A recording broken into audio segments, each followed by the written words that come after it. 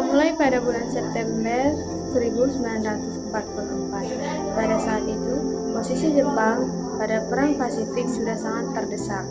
Pasukan Sekutu berhasil merebut posisi-posisi penting Jepang satu demi satu, termasuk Kepulauan Mariana.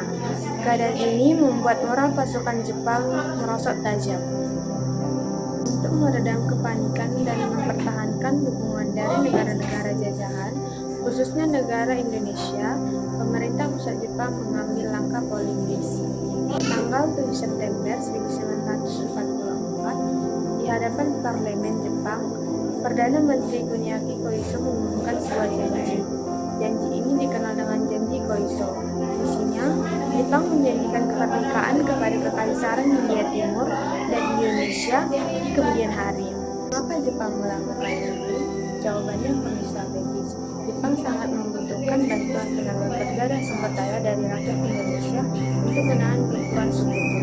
Inilah yang nantinya membuka jalan bagi pembentukan BPUPKI pada Maret 1945. Melompat ke depan, Indonesia berhasil memproklamasikan kemerdekaannya pada 17 Agustus 1945 setelah Jepang menyerah tanpa syarat kepada sekutu. Namun, setelah merdeka, Indonesia belum memiliki kelengkapan negara yang utuh. Disinilah Panitia Persiapan Kemerdekaan Indonesia atau PPKI mengambil peran penting.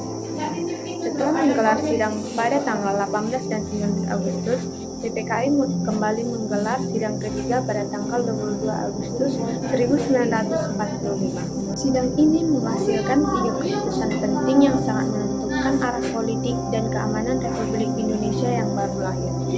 Pertama, pembentukan Komite Nasional Indonesia Pusat atau KNIP.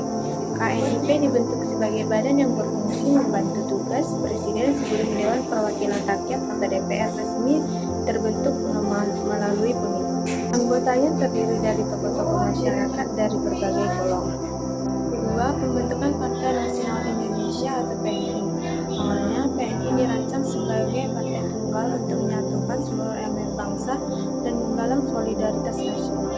Namun dalam pengembangannya, konsep partai tunggal ini dibatalkan demi menjaga iklim demokrasi yang sehat. Ketiga, pembentukan Badan Keamanan Rakyat atau BKR. Untuk menjaga ketertiban dan keamanan di wilayah Indonesia yang baru merdeka, PPKI membentuk BKR. Anggota BKR diambil dari bekas tentara PETA, KEIHO, KNIL, dan pemuda-pemuda pejuang. BKR inilah yang menjadi cikal bakal dari Tentara Nasional Indonesia atau TNI yang kita kenal sekarang. Dari dua peristiwa besar ini, kita bisa melihat sebuah benang merah yang jelas.